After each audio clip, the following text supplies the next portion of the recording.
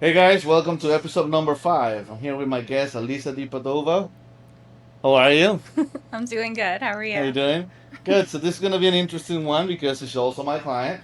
So we have been experiencing from zero, pretty much, into building up, and also she has very good insights about mental health, which is June, and I think it was most appropriate time to make this episode.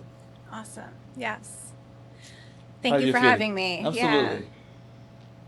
All right. So first of all, I want to just kick started and talk about how's it going as far as your journey currently? I know you've been in this journey for less than a year. Less than a year. Yes.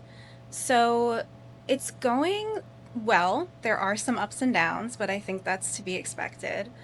Um, I was working out at home for many years, just using dumbbells and home videos and things like that. It was just accessible and easy, and I was intimidated to start in a gym. I just never really took that step to work out in a gym. But over time, working out at home, I kind of was progressing in my weights, and I live in Queens, it's a small place. I don't have room for, equipment and things like that. So I started getting curious about how to lift with a barbell. I wanted to learn how to really squat and deadlift and all of these amazing lifts that I was seeing online. And I kind of just wanted to push myself out of my comfort zone a little bit. Like, that was a big first step, to just get in a gym and start learning how to actually use a barbell and master technique and, all of these things. So I really just started working out in an actual gym in October of 2025. Nice. What was the reason behind to start working out at home? At home, it was comfortable, it was accessible. I have a son. So it was easy to just kind of work out during his nap times, and just it was easier to fit it into my life to just do it at home. I see. Um, yeah. Background in fitness. So yes, a little bit. Growing up, I would say the biggest influence for me was definitely my mom. Nice. She It was great because both my parents really exercised every day, and it was normalized. Like, you just do it. It's something that you do. My mom taught at like Jack LaLanne, and she did step aerobics and Yes. different aerobics classes. So like I would wake up on a Saturday morning and she'd be like blasting her like 80s music and coming up with the choreography for her step classes. So I would just like grab my bowl of cereal and go and watch her, put together her classes. And it was really inspiring. Like, I really am glad that I had parents who prioritized health. But back then, it was really focused on cardio, aerobic Right. fitness. I don't recall ever seeing my mom lift weights. Like, that Right. wasn't the thing. It was more aerobic based. And I guess the downside or darker side of that was like the messaging growing up for me was, you work out to lose weight. You work out to maintain your weight or to lose weight, and to get, for women especially, like to get thin. Right.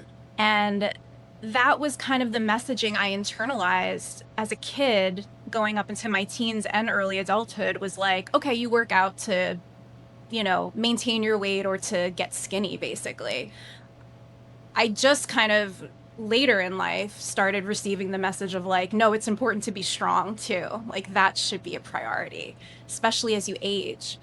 At what age So you start noticing that that's important? early to mid 30s really was when like that messaging started sinking in of like, you start to lose muscle after 30 years old. And I was really taken aback by some of like these statistics I was seeing about like the rate at which women especially start losing muscle. And I started caring more about my longevity and long-term health. When I was younger, I wasn't really thinking about that. Just curious. You um, had a conversation with your mom about this. with my mom. Yeah. What was Recently I correct? have, And what was her yes. input? That generation has a different perspective. She's Right. like, I have my 10-pound dumbbells, I'm good. I'm like, no, mom, like, you need to Right. start lifting heavier, and it's not too late. Like, she's in her late 60s. I would love for her to Yeah. you know. And she does have osteoporosis in her hip. And I think part of that is because she spent much Aggressive of her balance. life doing aerobics and like marathon running as well. She was a marathon runner, which was awesome. But I can't recall her ever really lifting. It was Right. just It was not as important cardio. then, Yes. especially in the females. And then I remember also there was a few gyms that were only dedicated for women because they were tackled more into that, like Lucille Roberts, Yes. Jacqueline. Yep. Those these gyms are only for women at the time. I don't know if it's still probably still a thing, but yeah, that generation always talk about movement, which was great because they keep themselves moving Right. and they have different diversity as far as like going on walks, doing marathons, step ups, dancing. Yeah. So that was their way of like untrained thought of like what fitness is. Mm-hmm. And that's what I thought fitness was for a long time. Right. So like I focused on, I always had like a treadmill at home or like a bike, and I would just do cardio and light weights, and I thought that was enough. Like, okay, that's good enough. Um, but now, somewhat recently, you're just realizing the importance of really lifting heavier. Yes. Super important. Yeah. And then when you started your journey, what were Yeah. you looking for? What were your goals? What strike that, you know what, let me step out of my gym home and seek for something, whatever it is that you were looking. Yeah, I was interested in those three lifts. I didn't really know a whole lot about powerlifting as a sport at Right. the time. Um, but I also knew I didn't want to just walk into a gym, and I was too intimidated to just kind of do it on my own. I know wanted to work with a coach and like really learn from somebody who has expertise. So I went in knowing I wanted to like work with a trainer. Um, and that worked out for a little while. I was kind of looking for a gym like this, but I don't think that you guys were opened yet. No, not at the time. This was in like September of 2025. I Yeah, was we're looking, in the making. I was right. assembling all of it. The website wasn't up, like otherwise I would have just started here. Right. But I wanted to learn and I wanted to do it the right way. So that's kind of where I started there with figuring that out. Yeah, and that's a big step. Something I always see and I always tell people, look, the hardest thing to do when you're starting your fitness journey is to step foot in the gym that you want to Mhm. belong. Mhm. That's the hardest thing. Mhm. After that, just consistency becomes an easy part. Right. Because once you're in, then you feel motivated, then you have a purpose. But the hardest thing is always the procrastination. Like, am I gonna be there? Am I gonna have the free time to do it? Am I gonna be able to do it or not? I don't know what to do. And all these questions start really pushing you from just getting started. And I feel like when Absolutely. it comes to a gym, it's one of those things like there's already a motive. You already look into it for either health reasons, mental reasons, or simply you want to get back to where you were. Whatever the case it is, but then you put all these things in front of you to make to not make that happen. Sure. As There's always opposed a to reason not to do right to something, just jump in, right? go, show up. Once you Yeah. show up, 100% of the time you get hooked on. Yes. Yes. You get hooked on the feeling of it, the endorphins, all of that. I mean, I schedule my workouts in my calendar because I want to show up for myself. And I think it's important for people to show up for themselves like they would, their spouse, their boss, whoever else, right? We're always putting other people ahead of our own self care and our own needs, but we need to come first and we need to fill our own cup so that we could show up as our best selves for everybody else. Um, so, yeah, 100%. And from the mental health perspective, so I am a licensed mental health counselor. So I'm always kind of in everything I do, including lifting, powerlifting, this whole journey, I'm always looking at it through the mental health lens, right? And one thing I think a lot about, and one thing I'm working on, and we've talked about this, is nervous system regulation, right?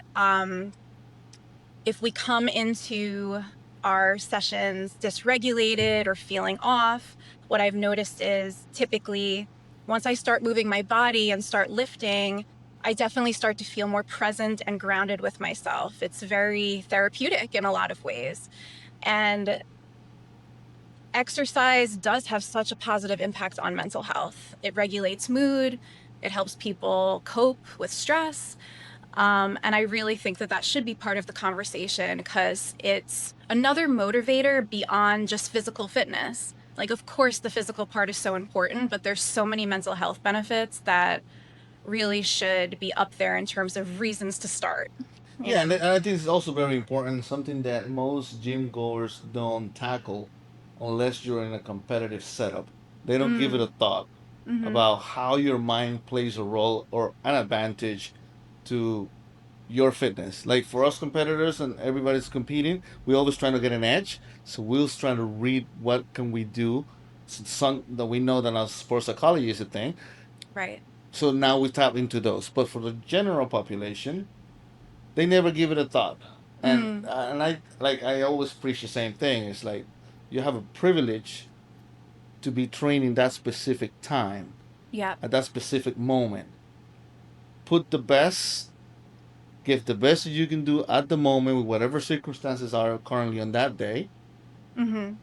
and you'll have a better result coming out, regardless on what condition you came into the gym. 100%. I think consistency is more important than perfection because Correct. that's impossible, Yeah, right? because we all been there. Yeah. Sometimes we feel like crap. Everything hurts. Right. Sometimes I'm super hyped, way too much. Sometimes I just don't feel like I want to be here, but I'm just gonna roll through it. So Right. all of that is what we call self-regulated. Yep. Yeah.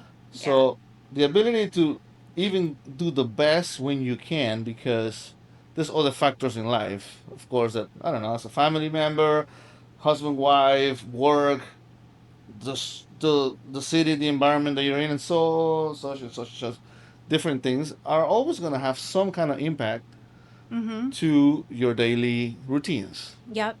So it's now you start making adjustments to make the best of it, and like you said, being more present, which I think is Yes. very important. If It's you're very present, important. It's challenging and it's not going to look the same every day, to your point, correct. and that's okay. I think we need to normalize that. That's okay. But even if you're giving 80% on that day, you're still showing up for yourself and you're Correct. still going to get benefits from it, mentally, physically, all of it. Clinically, there's something that we talk about a lot called the window of tolerance. And basically, like, it's really a simple concept. Like, when you're within your window of tolerance, you're feeling emotionally regulated, you're feeling present, you're feeling grounded, you're feeling like you could cope with stress, right? Like when a stressor comes your way, even lifting a barbell, right? You feel ready, you feel like you could do it. When you're outside your window of tolerance, you're either like hypo aroused, meaning like you feel low, you feel depressed, low energy, or on the other side of the continuum, you could be like hyper aroused, where you're super anxious, irritable, nervous, all of those things. So like I think it's important maybe like for people to assess, like be aware of where you are at within your window of tolerance. Are you in it? Are you outside of it? And maybe you could kind of try to regulate before you even come into the gym and start your lifts. Because I think that's something really important to be aware of. You are coming in with all your emotions, your thoughts, all the things that happened that day, and I think it's important to recognize, like, where am I at mentally before I go and start my lifts? Do you recommend any exercises or anything that people can do when they're feeling outside the window of tolerance? Mm, yeah, that's a really good question.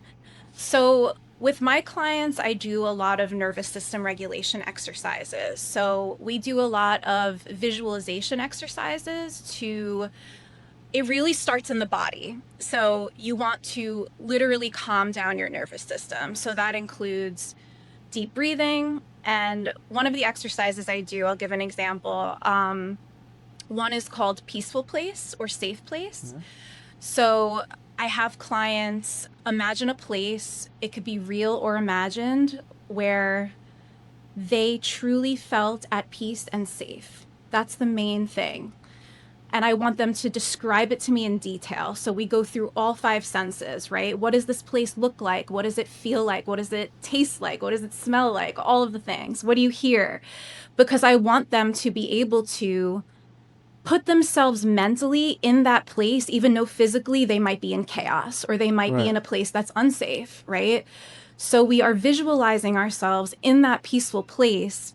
And when you put yourself there, you connect with the emotions and body sensations as if you were truly there, because your mind is very powerful.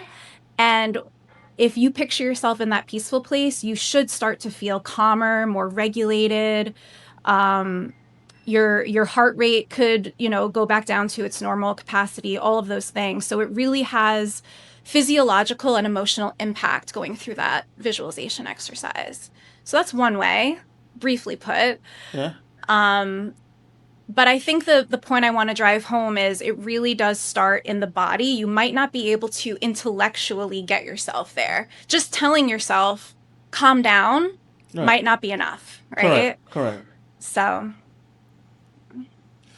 Oh, it's interesting because look, I don't have your expertise, but I guess through time and experience, I have gone through different stages of like where my mind is, and visualization is one that I use a lot, yes. big time. And then no matter where my state is, I guess because I've doing it for so long and I used it for so long, Mm, regardless if I'm like you said in the window of tolerance, if I'm outside too far gone yeah. or everything, I still do the same. I still Yeah. come in, and things that we spoke about in the past is that I just visualize my program, Mm, and that brings me a sense of I'm present. I visualize my program. I mm, see myself imaginary yep. doing the exercise and the set in a positive way, meaning The outcome that the you want. outcome of what Yep. happens. Yes. And then when I'm actually warming up to it, I keep saying that to myself. We're here Mm. today. This is what we're gonna do, and we're just gonna be successful at it I as like I'm that a going. lot because it really like filters out all the other noise that might be going on, Correct, because right? for what you just said, Yeah. and this is something I'm curious and not saying anything against it, but it's like you mentioned, it can be realistic or it can be imaginary. Hmm. Once you go there, whatever place is it that you choose, how do you translate that to the present current?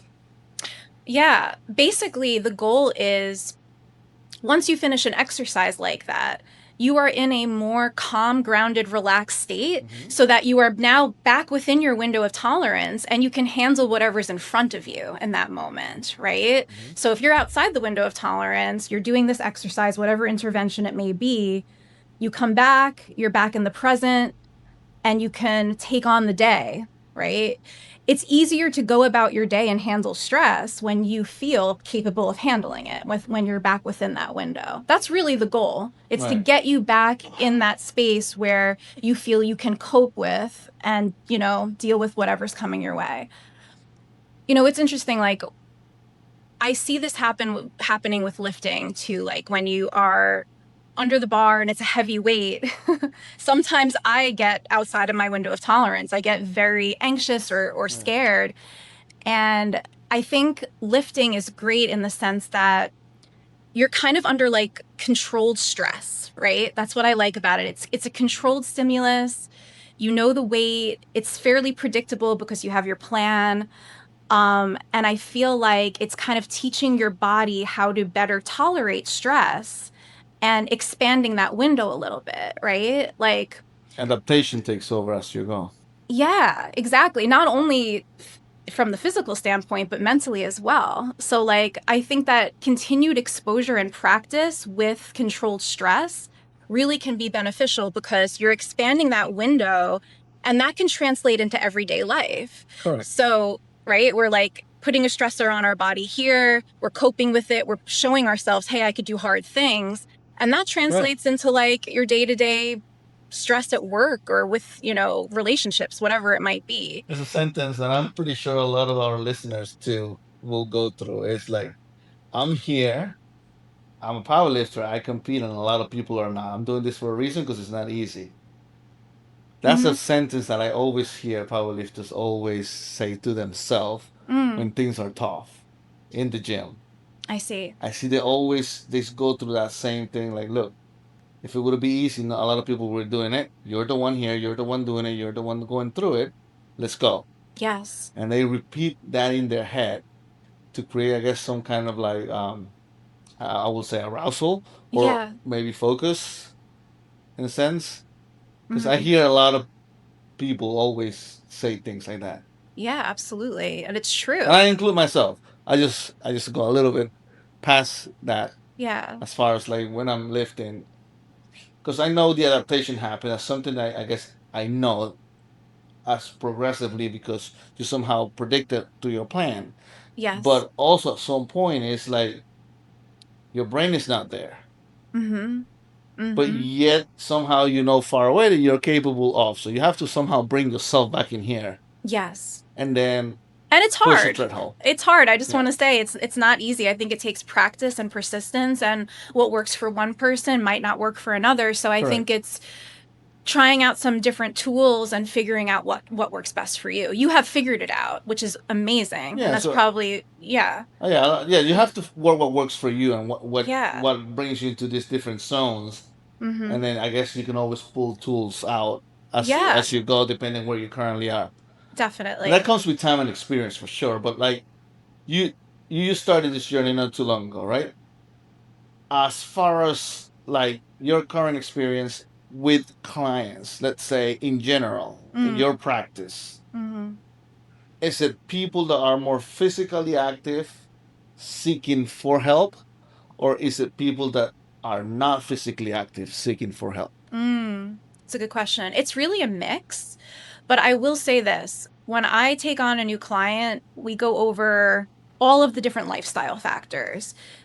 And I ask about exercise. What does your movement look like? How much movement are you getting in? I don't care if they're lifting, walking, Right. whatever, because exercise is a protective factor in mental health, meaning it allows you to cope with stress better, all the things we just talked about. It's a protective factor. So is like a support system, you know, having a stable income, all of those things are protective factors. So it's something that I assess and I encourage clients to get some kind of movement in as much as they can.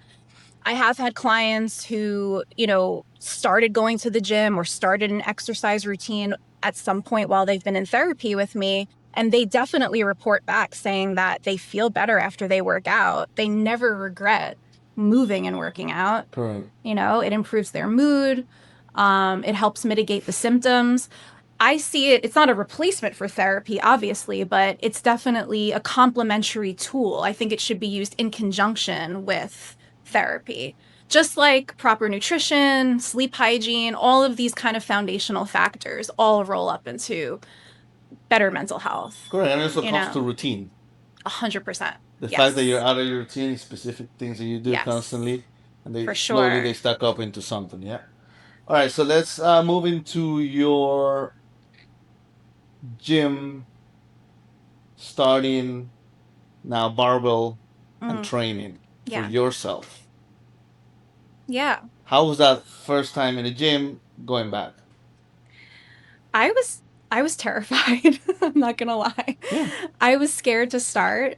Um, yeah, it took a while for me to feel comfortable even walking into the gym and uh but with time I still am getting comfortable. I'm not quite there yet. I think that's just like a long-term journey.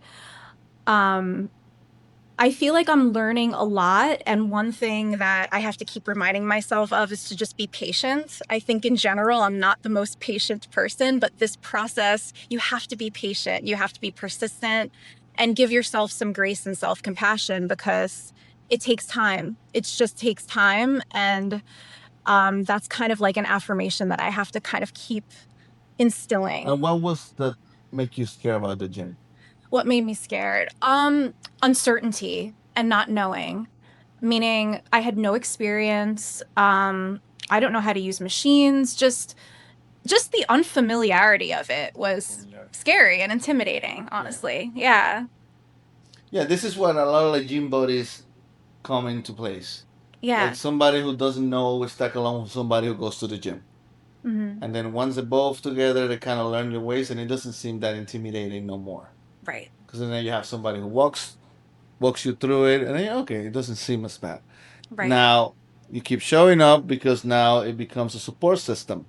Now Yes. your friend has to be there, you're gonna be there, and at some point becomes like, oh, I can't let them down, so I have to be there regardless of how I am. I think that's great for accountability. Correct, and then that's all Definitely. part of building community too, because Yeah. a gym is a social club, pretty Mm-hmm. much. Mm-hmm. You have a lot of people from different walk of life, different. They go through different things, but here's a commonality of like, okay, we're working our physicality. Yeah. Yeah, I wanted a gym buddy, but a lot of my friends are either they don't live locally or they Right. have families. Like, it just was not possible. So I'm kind of on my Yeah. own path, my own journey. And That's that's funny because okay. that's how I started too. I Yeah. had a gym buddy once, Mm-hmm. and he took me once or twice, and after that, I always been by myself. Yeah. And I guess I enjoy it. I know some people like to train in groups. Mm-hmm. I personally, I wouldn't say that I'm the biggest fan. So you're not like, you don't like the group fitness classes. That was never for you. No, Okay. I can teach them. I have no problem. Mm-hmm. But me, part of it is not. I don't know. It just doesn't do it for me. Okay. I guess also because I use the gym as an outlet. Mm. Personally, Okay. it's the only time that I'm, I guess, working with people, being in crowded areas, Mm-hmm. talking to different types of people with different emotions. Yeah. It's the only time that I'm got to be by myself, quiet and don't speak. Yes. Yes. And I feel like that becomes so much more valuable when you become a parent. Correct, correct. You So know? for me, Yes. it's always been that way. Mm-hmm. It always been that to me. So Yeah. I kind of always You protect it. want to be with your thoughts, Yes, right? 100%. Yes. Otherwise, you're not, Yeah. it's noisy and it's hard to focus. But I hear you. I think you have to find your own style and what works. And And then you yeah. started right now that you're somehow bring it to starting into a gym, learning Yeah. your ways, and then you started with a coach directly because you wanted to Yes. learn how to possibly do things. What was your take on that? Once, let's say, 2 3 months in, Of the coaching not relationship a or coaching relationship, but the experience in being in a facility that you're I loved working in. it. I loved it. I felt empowered. I felt I was getting stronger. I just liked the way it made me feel overall. I walked out of my sessions just feeling better mentally, physically, body image improved. And I liked the learning process, right? Like Right. there's frustrations to it, but I didn't realize going into it, I was very naive and I didn't realize how technical and detailed it is to really learn And how what to was do your these. goal? What was the initial goal? Um, Proficiency in lifting. Okay, so you just wanted to learn your ways. Yeah, yeah, absolutely. I didn't have like yeah, that was really the main goal. I didn't have like a specific aesthetic goal or anything like that. Correct. So this Um, is one common thing because a lot of people, especially when they even want to seek for a coach, mm-hmm. that they don't know what they're supposed to be doing. Some Okay. of the things that I see is that I'm not fit enough to start with a coach, or I'm Ah, not fit enough to start with a trainer because somehow we have this stereotype that being with a trainer is gonna cripple you. So until oh, I'm not ready, okay. I'm not gonna sign up or find help. Let me Mm. start easy. This is the thing. Let me start easy on a treadmill. Um, get myself back into it before I seek help. Okay. I mean, if that's what gets their foot in the gym, I think that's Yes. a good thing. Yeah, but At I least they're getting there, correct. right? I still you still moving. You make the decision, which is the hardest thing to do. But Yeah. don't be afraid to ask for help. 100%. And then Uh, with trainers and coaches, it's like one thing is that we have to build everything from where the clients are. yes. You have to Not meet them where they're at. maybe you see they have a an athlete that it's excelling in X, Y, and Z, but you have no idea when they started, how they started, Correct. and where they're going, what the goals are, or Yep. anything. You're seeing somebody at, I think, especially on social media, and I think we're all guilty of comparisons, right? It's Yeah. natural, it's human nature. You're seeing somebody at whatever point in their journey that could be 5, 10 years beyond Right. when they first started. And I think we have to always remind ourselves of that. So they might be getting kind of a skewed perception of what fitness looks like in working with a coach. Like they're gonna push you, they're gonna make you Right. dread it, right? So they get scared. Because that's the reason Yes. I ask you why were you scared. It's because I see the other side a lot. I'm scared because I didn't want to feel like I'm the oddball at the gym. I see. I didn't want to seek help because I don't think I was ready to train that way. Mm. And a bunch of other reasons that they come from, like, I don't know where they come from. I guess the stereotyping and maybe movies and social media and Social all that media, stuff. yeah, But yeah. it's like when you start like you did because you Hmm. wanted to learn Yeah, the proper way, I yes. think it's a good way to start. Because Mm. the worst thing that can happen is that you acquire knowledge. Right. And acquiring knowledge builds the confidence to eventually move on your own. And make the decisions best for you, Correct. And right? then Is you have a very this accurate something way you're to actually enjoying? create a goal. For sure. Yeah. That's really unfortunate. I feel like that might be a misconception about training in general. Like you Correct. have to look or feel a certain way to even be, I don't know, capable or worthy of training or hiring a coach. I But think nowadays, because yeah. younger athletes overall, or gym goers in a younger generation, start with a coach right away for the right reasons. Mm, But not in our age or older. I see. Those are the Yes. ones that I feel like, oh no, I can't do this right now. Mm-hmm. Which to Yeah, if you, me is like a very like, oh no, this is the time to be. oh, 100%. Even more important probably to do it Correct. now. But yeah, I think what you're saying is like different athletics and sports, if you have coaches, you kind of get that feel of what that should look like, what that relationship is. And Yeah. them meeting you where you are and being supportive and all of that. If you don't have that, I think people just might have misconceptions, you know? Correct, because I see it Um, more on the plus 35 plus that yeah, they're afraid of the gym. But right. that's the reason why I asked, like, what was the reason And I behind? totally empathize with that. Correct, yeah, because Yeah. yeah, so maybe it's because a lot of parents see their kids being coached, like in soccer, football, whatever Like sport getting they do, and the screamed coach, at. let's go. So they Right. think that when Right. you walk into the gym, the coach is just gonna be like it. And Yeah. that's not the case No, that's not at the all. case. No. So that's so funny. If that was the case, I wouldn't be here. So then you started training, now acquiring knowledge, and then now I guess you start developing, like you said, your goal of being proficient in these three lifts, and correlating this to your practice. Mm. And there's a time between when you're gonna get more serious about your craft Hmm. that then also affects your mental, and it goes vice versa. Hmm. Like sometimes mentally not there, it also is gonna impact big time the focus on your lifts. 100%. Yep. How do you navigate that for yourself? It's a work in progress, honestly. It's something I'm still working through and figuring out. I think the number one first step is just self-awareness, right? You need to really be in tune with yourself and aware of how am I feeling today? What am I bringing into the gym with me? You know, how does my nervous system feel? Kind of all the things we already talked about. I think you really need to be aware and attuned. So that's my first step because that can change for me day to day, week to week. Um, I try to self regulate while I'm here to the best of my ability. And sometimes it works and sometimes it doesn't, honestly. And to your point, you kind of just have to roll with it, make adjustments. You talked a lot about auto regulation.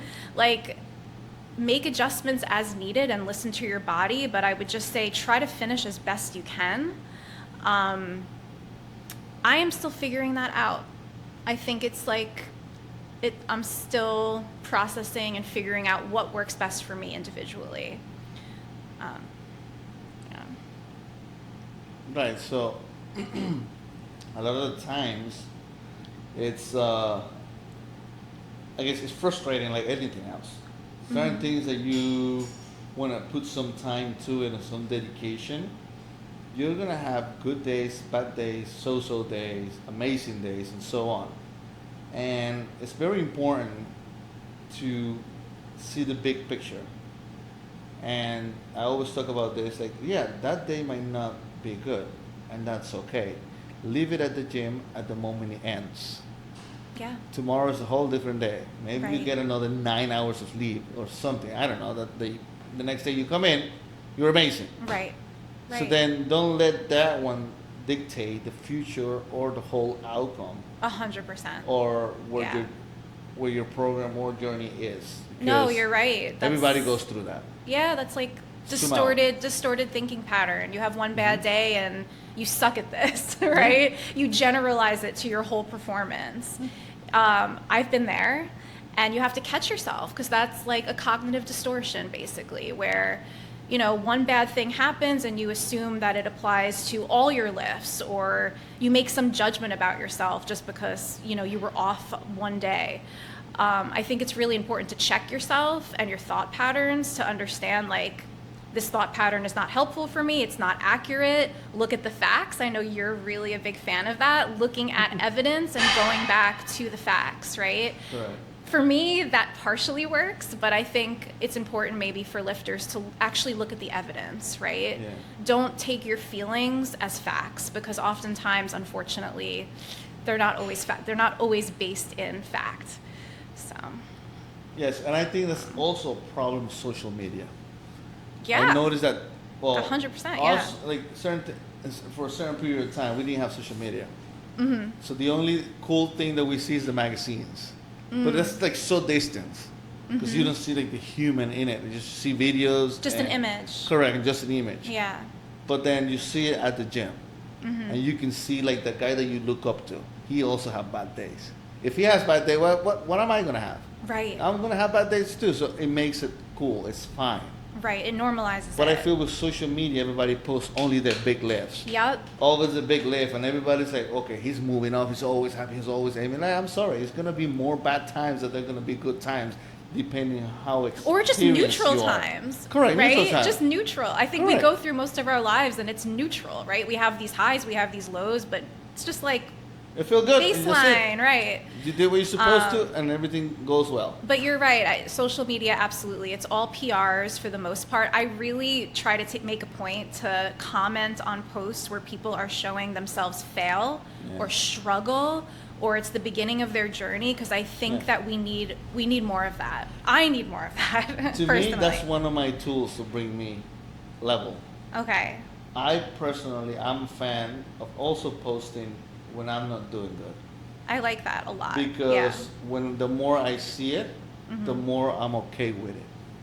Yeah, and some kid could be looking at that and it made their Yeah. day better because they don't feel alone. Right, because then you know? look, I do either stupid things as far as bad things, bad decisions, everything. It's part I've of done humans. so much stupid stuff here. So then I looked at it, I failed, I learned from it. So, but I never kind of like, I don't let it linger enough to make an impact in me. I looked at it, oh, that was not right. But I always see it from the point of like, okay, what does it teach me? And I take a positive out of it. Okay, Yeah. let's not do that again. Right. This happened because of that. Okay, so now let's try to focus on a better way or a better thing, or simply just leave it as is, continue. Mm-hmm. But I think that's very adaptive and healthy. yeah, correct, because you see it from another lens. Yeah. You watch your video, you post it, maybe somebody commented on something that you were looking for that you couldn't see. True. Maybe it's like, Yeah. oh, I can see that, good job attempting it, but I can see, I don't know. Your breathing wasn't properly here, so probably was the reason. Maybe the person is not even looking at that, and you give them another insight. Yep. So it's not a bad thing. It doesn't mean that you are not progressing. It's Right. simply an opportunity for you to learn and acquire more skills to keep pushing. Yeah. I think what I see, especially in my practice, is like when something bad happens, people sometimes like assign moral value to themselves as a result of that experience, meaning like, oh, like you had a bad lift or you failed, and it's like, I must suck, right? Or I'm bad, or, I'm not capable. And I hear that a lot, like Really? the most extreme version of that. Clearly Yeah. that's not your case. But like people, especially who have, mental health issues, Yeah. it could go that far where Yes. that experience kind of starts defining who they are as a person, and we need to pull apart the experience from their identity. Like that doesn't need to get integrated into your identity of who you are. It's just something that happened. So Does it that's also happen when it's a good thing happening? well, that's part of the work that we do. So we try to then reconnect a lot of their experience with positive beliefs about the self instead of negative, right? That's really important with trauma work because people who go through a traumatic event typically walk away with some kind of really heavy negative belief about themselves. Meaning, I'll give you an example. Somebody who experienced a natural disaster, let's say, they might feel like, I'll never be safe again. Never going to be safe again. We try to kind of connect that event with something a little bit more adaptive and healthy for them. Meaning, like, if something happens, I can cope with it. I'm capable. I can't control what happens, right? But I can deal with it. Right. So I guess my point is, like, that's really out there, but like with lifting in particular, I just think it's important to not assign moral value to oneself just because maybe something didn't go well in one of your sessions. And I'm guilty of that too. No, I think So- everybody is. Like, in my experience, I never have put a moral thing to it.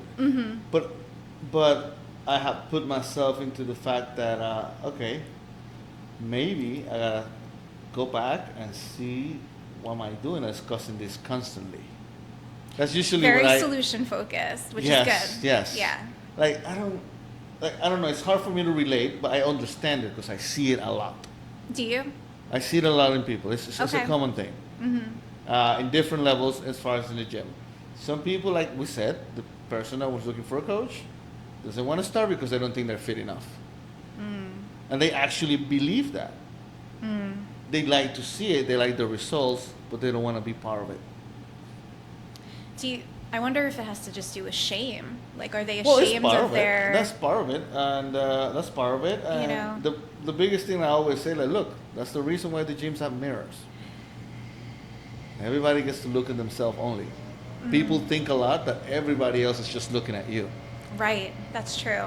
I'm like, Everyone's no, pretty they're much... looking at themselves in the mirror, how Right. pumped they are, how everything is going. Yeah. And they might peek around, but you're really not under thought that much. Yeah, that's actually something called the spotlight effect. Correct, yeah. We overestimate how much people are paying attention to us, Right. when in reality, everyone is really more concerned about themselves. Correct. And look, just to make it a plain neutral ground, Yeah. everybody in the gym is working towards something. Same It's so as you. unfortunate because people want to come and improve their bodies and feel better, but that in itself is the barrier to starting. It's just, that's really tough. So then everybody like who's willing to start, like, Yeah. just show up. I'm sure you're gonna meet somebody that's gonna get you motivated. You're gonna see people going after that's gonna be motivated, and simply showing up. You start stacking good behaviors, good patterns, and the more you show up without even thinking, results will come in. Yeah. Because everything, whatever is it that you do, and I'm pretty sure you can always step back to whatever you do in your life, everything takes time. Cooking, I can imagine that I can remember the first time my mom said, okay, it's time for you to do the rice and ground beef. I messed that up so bad, but I was hungry that I had to eat it. It was like burnt and Correct, charred. exactly. So then I have to, like, I don't know. So in Latin family, that's a problem. I already know how to make rice properly. That's the big one. Once you Okay. learn how to make rice, not on the rice cooker, you're good. That's like the foundation for all Right, of it. correct. Yeah. So then, like, you look at these things, and then you learn, like, look, everything takes time. You're gonna mess up. Things are not gonna do well. But the practice, the more confident you are, you're okay with tackling it. Yeah. Same thing is with your goals, same thing is with your physicality, your mental state, everything. Like, okay, bad day. Consistency. Embrace it. It happens. Yeah. Leave it. Let it go. Move along. So what would you want to say to people who are hesitant about starting with a trainer? Okay, so people that are hesitant to the trainer, because I see this a lot, just ask. And as a coach, and most coaches should know, to meet you where you're coming from. That's a big thing. And I always talk to people, because look, I might not, and I've been told this plenty of times, that I don't look as approachable and as friendly as I am once you meet me. So I get that a lot. But I can understand the people coming in. I can see the body language, maybe because I've been doing it for so long. Yeah. I can understand the body language. I see the being uncomfortable. So I just for the sake of feeling the person comfortable, bring myself to her energy or he, whatever it is. Yeah. We bring it down, and I crack a conversation that has nothing to do with what we're about to talk about. Okay. Oh, like you should, like something, just to break the ice. Right. And then once you hear me talking, they usually, okay, open up themselves. Yeah. Once they open up themselves, I always relate myself to whatever they're going through because I've been there. At some point, I've been there somehow, maybe not exact same thing, but something that relates. Yeah. So then make sure you feel comfortable with the person that you decide to be your coach. Not only a sales pitch. Right. Yeah. Like, it has to be a comfortable conversation that as coach, you become a friend, you become a therapist, you become somebody to rely on, you become Yes. somebody as a teacher. You play different roles. For sure. So it's Yeah. important that you have that conversation with your clients and as a coach. Like, look, even though it's a business, it's also like, look, as much as you are invested, so is my time. Yeah. Because I'm going through it with you. Yeah. I'm glad you mentioned that because even I didn't have that full understanding of what those relationship expectations are and like the Correct. proper, just maintaining boundaries, but also like what does that actually entail, right? And how much support should I expect from my coach? That is something that took time to learn as well. Correct. So don't get me wrong. I'm only speaking for myself, but I'm pretty sure there's different coaches have different approaches. Of course, yeah, But different styles. for what I've seen in these 20 years, is like, dude, you're also human. It's okay. Yeah. But at the same time, as the leader, as far as like I'm the one who's gonna guide you through these things, I also have to keep you in check. I also have to realize, look, we are here to do this. Yeah. Somehow kind of give that support.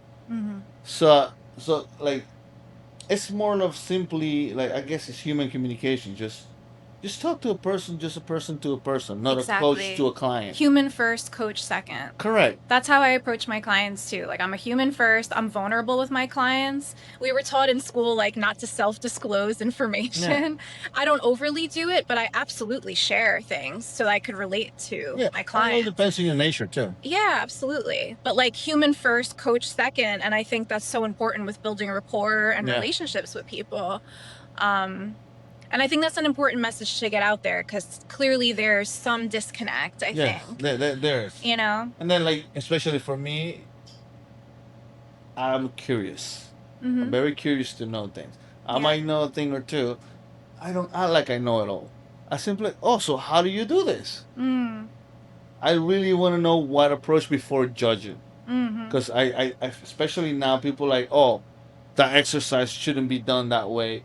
Or you shouldn't be doing that. So it's like, in the context of what? You have no idea what the person is capable. You're not any idea the reason behind picking that exercise. Something like, I'm gonna give you a quick example. It's like, I don't know. I'll just right now, like an example, I can say a simple push-up. Yeah. But he can bench so much and this and that. What's the point of doing a push-up with body weight? How about like, okay, maybe he was always a guy who likes to do push-ups. Whenever he was gonna doing push-up, he felt great. I'm just putting out there so he keeps that motivation going and it translates to whatever he's doing. Instead of judging like, the push-up shouldn't be there, that's pointless to do that when the guy is benching million pounds. I'm like, no, it's not. But we don't know the context of this. Right. So we easily judge. Yeah, and it's very individualistic. Especially now that everybody wants to be a coach. You have to be in the context of the person. There's a reason behind. Yeah. It can be a silly reason, but it's still on the benefit of the client. No, I think that's a wonderful skill set to have and probably something that is overlooked. Yeah, it is. Because everybody wants to do what the top guys are doing only. These top guys went through all of this, different varieties, all of this to make it there. They don't need to go through it. You as a beginner, you got to start here. That's why it's a patient thing. Yep. We do this, we do that, experience different things because you're going to get fed up. You're going to get bored. Maybe you just don't like the exercise. Or maybe something that your leverages are not capable of performing it the way the coach wanted to. Like, okay, so move on. Yeah. There's different exercises that can give you some kind of value too, Yeah. and then you move along. So You're very flexible and adaptable. Like, you always want to ensure that things are working for me. yeah, I can only speak for myself, but I think that goes back to meeting people where they are. It's going to correct. change over That's the time. most important thing. And you want to check in and you want to know. And I think like your curiosity and interest in psychology as well, Yeah. like really comes into play in your coaching style, which is Yeah, it does. good. It does because Yeah, I think now with the experience I have, if you can get an edge in anybody, it comes here. for sure. A lot of people are strong, stronger than you, but can they pull it together? Mm-hmm. That's the big thing, Huge, and for that I sure. think has to do mostly with mental fortitude. Yeah. And I would encourage people, I know there's still a stigma a little bit, but Yeah, if you feel like you need support mentally, go to therapy. It's really okay. yeah, It's a good thing. it is. You know? So now, do you, when you're training, right, Mm. and you're experiencing and having this present moments of what's happening with your own thoughts and your practice, do you get into something like, oh, I can borrow this of how I feel physically and use it towards your clients somehow? Do you gain anything for your practice from living your Hmm. strength journey and lifting or anything? That's a really good question. I feel like I'm showing up a little bit different as a therapist. I feel like I'm showing up more empowered, and I'm using that word because I want to empower my clients as well. Like, I want them to feel this way as well. I want them to feel like they have choice and power over their lives and control. So I think I'm kind of really starting to push that with my clients and like support them in different ways. It's hard to explain, but I think I'm just kind of showing up with like a little bit of a different energy as a result of the powerlifting. Yeah, because I like the reason I Um, said I was on it, I'm just curious to see. Like, I know how the physicality helps the mental health. yes. Reverse it Yeah. I mean, for your practice. you know, I feel like I could definitely just show up more present and focused after Right. I lift, right? Not only in therapy, but just like in life in general. So, like, I feel like I'm showing up as a better therapist because I'm showing up again, I'm showing up for myself first thing, you know?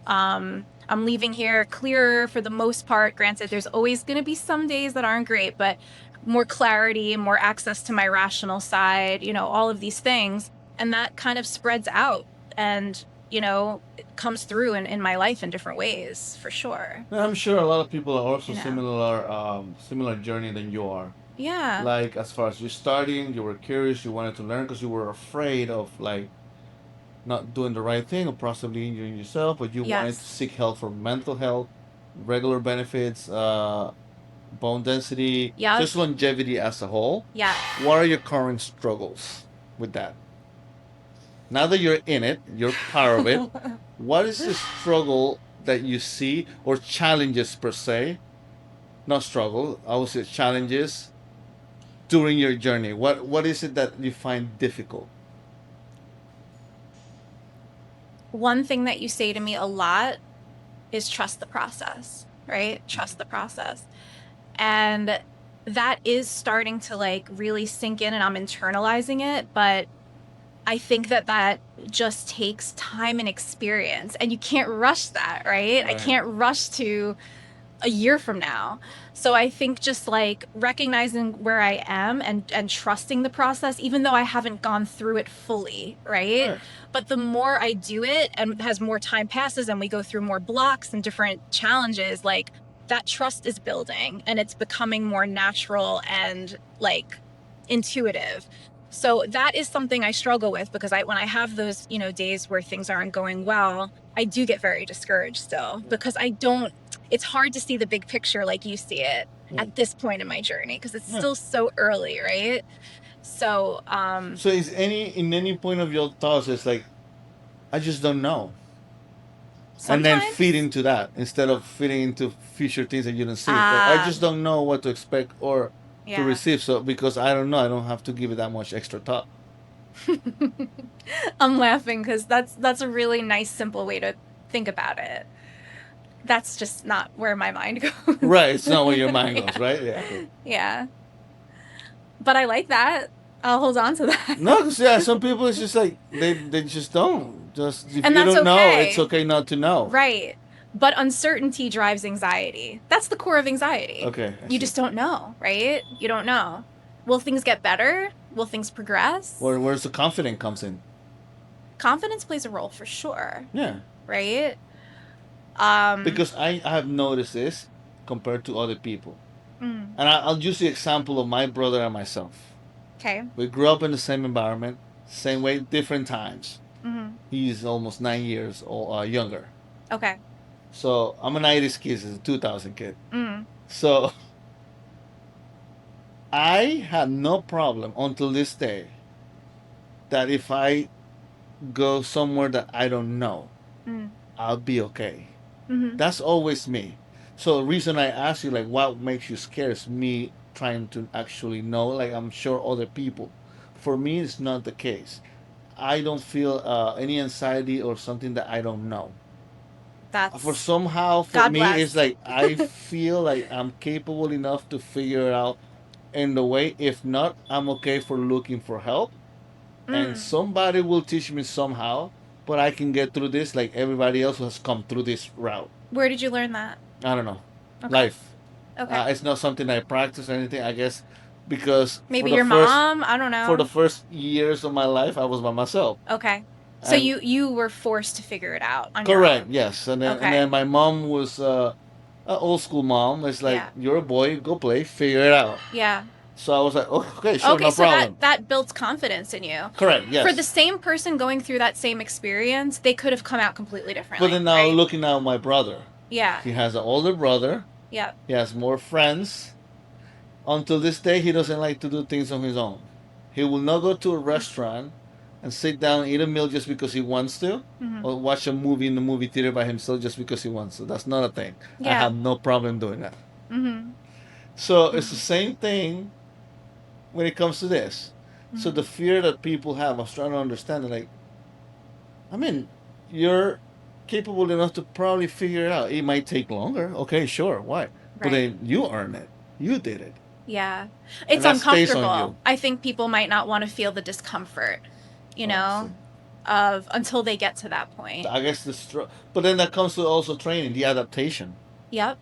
Unless you go through yourself, I can sit here and talk how the heavy squat feels. Mm-hmm. You will never know, and I can tell you all the cues, everything that you're gonna experience, and you're still not gonna go through it the same way as if you're under the bar, under that circumstances the Absolutely. same. Yep. And that's how I feel sometimes about like when you you explain in detail, what we're doing and the plan and all of that, and that's great. But like I need to go through it, Correct. right? I Yes. need to experience it. I need to let that experience help me truly understand it.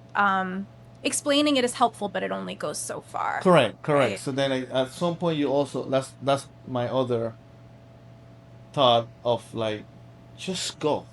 You have to go to the gym. You've been thinking about it Yeah. for so long.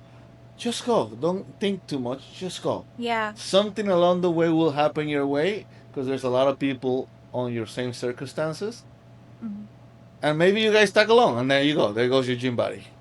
I would love that. So We so need things like that happens. Like yeah. it, that's I keep saying it. The hardest thing to make the decision to actually try to find Just show up. to show up. That's the Yeah. hardest thing.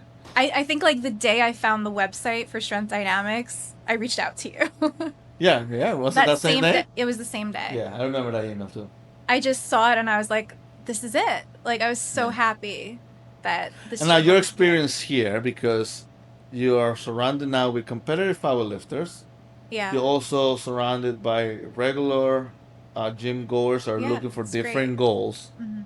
What's your take now that you're in it, as far as like the community itself, the expectations that you had in the past for what a gym should look like, or what a gym is in the core as far as like the people around?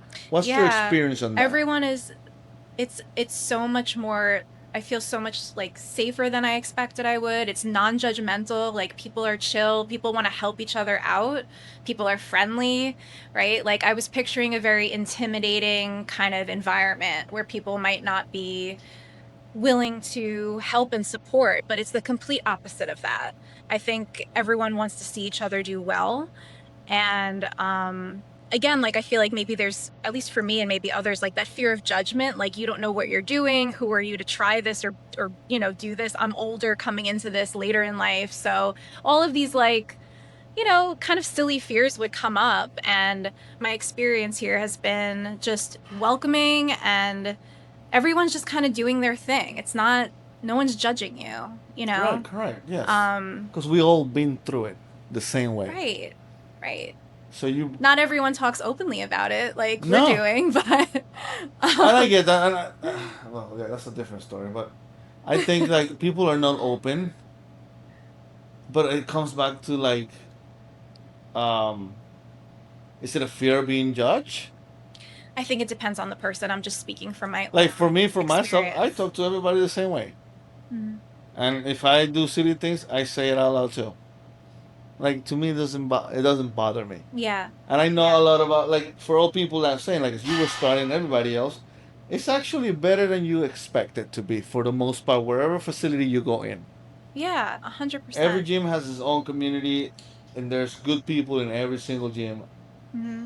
Just like I said, don't feed up onto that until you actually try it. Because once Yeah, you're in it, you're gonna find enjoyment. You're gonna find fun times.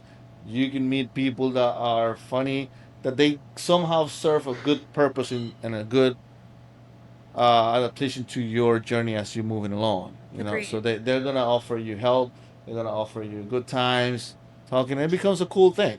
Absolutely. Yeah. So what are your goals? That's a good question. I feel like I'm constantly reassessing that question as time goes on. Mm-hmm. Um, right now, I like where I'm at. I want to continue learning and growing and getting stronger and progressing in the lifts. And it's tough. When I look into the future, sometimes I can see myself stepping on that platform and competing. Yep. And other days, it feels like it's a million miles away. So Right. I'm not 100% there, but I Yeah. feel slowly as I gain experience and confidence, it could happen. And that feels good, you know. Yeah, I think so because as you acknowledge more of the process of good, bad, great. Yeah. Everybody's going through it. So now, if everybody's doing it too, and they went through the same thing, you're capable enough to do it too. Yeah. As simple as send it. It's so simple, right? No, but it's just like I'm not saying, and I'm not one to zero persuasion for people to compete. Not at all. I think if you're a competitive nature person, absolutely. Hmm. If you're not, take your time to whenever you're ready and have fun with it. Even Yeah. if you decide to do so, it's to have fun, to experience it. It So would be for myself. correct, It and it wouldn't should even always be be. it wouldn't even be to compete. It would be something to, You're capable of doing it. This yes. is what you process. Going back to that, I can do hard things, right? I'm doing Correct. this for me. This is all very self-indulgent, right? Like this is the Yes. one thing I do 100% for me. And this is the So, beauty of it. Like to me, the weight doesn't lie to you, mm, and whatever you do is earned, not given. yes, true. That's one of Yes. the beauties of the iron to me. Yeah. Whatever you do, you earn it. Mm-hmm. Whatever you There's don't, no you didn't earn it. shortcuts, really. That's it. There's Yeah. no other. So it never lies to you. It's There's no not gonna give politics. you. It's like I have nothing against bodybuilder or anything like that, but it's all depending on the judges, Mm. Yeah. and that's something that I just doesn't sit well with me. Yeah. With Mm. lifting is that you either lifted because you earned it, you were strong enough to lift it, or you did not. That's as accurate as plain Mm. as that. Mm. Earn it, period. It's a very tangible result to me. Right. Not like I said, certain things it all depends. True. It depends on that day, the judging. It depends on what they're looking for. It depends on, and then you put all this work. But again, to each his own, right? Some Yes. people, but I admire them for all the dedication, dieting, and all that to their craft. Absolutely, but I still like my lifting because of that. Yeah. Yeah. And it's and I wanted to pretty much if you're like, let me rephrase this. If you're a person who's looking to start, don't think about goals super ahead of you. You Mm. micromanage the ones that you can deal with currently. Meaning, you're looking to lose 50 pounds because X, Y, and Z reason. Let's start with, let's get that first five. Mm-hmm. Short-term goals. Short term goals. Mm-hmm. You come in, get to it, be consistent. That short term goal, it's long gone because you're already past that. Mm-hmm. And then you keep stacking the other one, stacking the other one. When you see it, the time frame that you had is no longer that time frame. It probably became quicker because you were so dedicated on that first five. Yeah. And then Yeah. that creates and set the tone for whatever you're going to do in the future. Yeah. It's Yeah. always a way to micromanage your goals. It's actually a better, and then you start seeing big pictures. Mm-hmm. Because always, especially in the fitness industry and whatever journey you are, The big you picture want to could be stop. overwhelming for a lot of people too, Correct, correct, because it correct, makes that goal feel so impossible and so far correct. away, right? I actually, Just one of the things you said to me recently that I felt like a weight lift off my shoulders was you were like, let me worry about like it wasn't the big picture. You were like, let me worry about the future, something yes, like that. correct. And I was like, oh, Just thank you. give me all you can give me today. Yeah, yeah, Don't worry about what's next. Let's not yeah. think about what's next. Let's not think about those. Let Because me I'm worry about always that. thinking about what's next. Yes, So I like, know. oh, I don't Just have to worry about it in this space. That's such correct. a burden lifted off of me. No, but you're right. I think those little short-term goals and achieving those like micro goals, that builds confidence, that builds motivation. So 100%, I think that's a good approach, What's depending on what the goal is. one of the messages you want to give to people that are going through mental health problems and to the people that are starting maybe a journey? What will be a message? Because I'm pretty Yeah. sure a lot of people were probably in the same boat that you were when you started, Yeah. and they still haven't pulled the trigger. I think people need to find a form of movement that feels good for them, right? Find something that feels good for you. Maybe it's strength training, maybe it's tennis. It doesn't matter. I just think moving your body and getting some kind of exercise is crucial for mental health. So I don't care how you do it, just make sure you're integrating some form of movement that you enjoy. I think that's at least a starting point for people, right? Yeah. Just start with what you enjoy and what you like. Figure that out and integrate that into your life. Schedule it in, do whatever you have to do to like just make it happen. That's where I would start, honestly. I wouldn't put any pressure on a specific form of exercise or anything like that. Just do something to get away from the computer, take a break, get away from the kids, whatever it is. Just take some time for yourself to get some movement in. Yeah. Yeah. All right. It's a Thank you. pleasure. It's Yeah. awesome. Looking for more. I'm It's a excited good about the time. future. Me All too. right. Thank you for taking the time and Sure. expressing your journey. Thank you. All right.